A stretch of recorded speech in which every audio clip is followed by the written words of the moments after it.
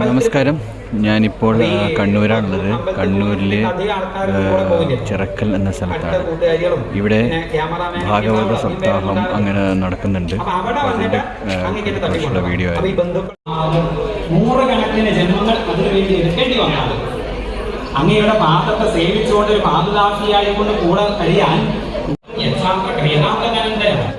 കേട്ടപ്പോൾ വിഘ്നിക്ക് എന്നോടുള്ള ഇഷ്ടം അങ്ങനെയൊക്കെ മനസ്സിലായിട്ടുണ്ടാവും.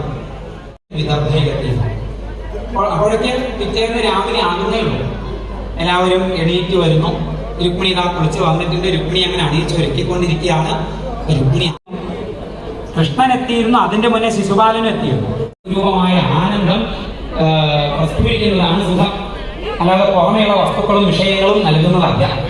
എപ്പോൾ മനസ്സ് ഒന്നിനെയും ആശ്രയിക്കാതെ നിരപേക്ഷമായി ശാന്തമായി സദാ വർത്തിക്കുന്നുവോ അവിടെ സ്വരൂപമായ ആനന്ദം സദാ പ്രകാശിക്കും. ഈ ഒരു ആത്മസാക്ഷാത്കാരമാകുന്നു ജീവന്റെ പരമമായ ലക്ഷ്യം, ഭഗവത് സാക്ഷാത്കാരം.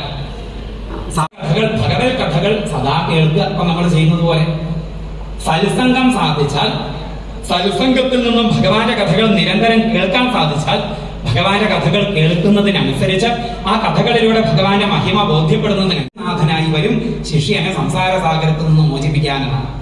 ഗുരുവും ഭഗവാനും രണ്ടല്ല. ആ ഗുരുവിന്റെ വരവാണ് നമ്മൾ കണ്ടത്. ബ്രാഹ്മണൻ തത്വം കൊണ്ട് പോയില്ലേ? ആ ബ്രാഹ്മണനാണ് രുക്മിണിയെയും കൃഷ്ണനെയും ഒന്നിപ്പിച്ചത്. ആ ബ്രാഹ്മണൻ ആരാണ്? ഗുരു തന്നെയാണ്, ഗുരുനാഥന്മാരാണ്. ഗുരുനാഥന്മാർ എപ്പോൾ നമ്മളുടെ അരികിലേക്ക് വരും, നമ്മളെ ആധ്യാത്മിക മാർഗത്തിലൂടെ നയിച്ച് ഭഗവാനിലേക്ക് എത്തിക്കും. നമ്മളിൽ ഭഗവാന് പരമപ്രേമം ഉണ്ടാകും. അപേക്ഷിക്കാം.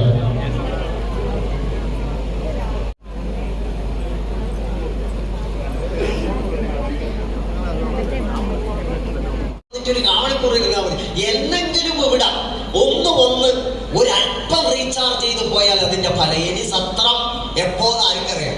ഈ സത്രം ഇവിടെ കിട്ടി. ഇതില് ഇനിയുള്ള ദിവസങ്ങളെങ്കിലും ശ്രമിക്കുക. ആവോളം ശ്രമിച്ചാലേ നമുക്ക് അനുഷ്ഠാനത്തിന്റെ വാതിൽ നോക്കൂ. ആവോളം ശ്രമിക്കാണ്ടിരിക്കാൻ വേണ്ടിയിട്ടാണ് ഇപ്പൊ നമ്മളെ കുട്ടികൾക്ക് ചെവിയിൽ 2 സാധനം കയറ്റി കൊടുത്തത്. ഇയർഫോൺ ഉണ്ടായതുകൊണ്ട് ഒരു കാര്യം.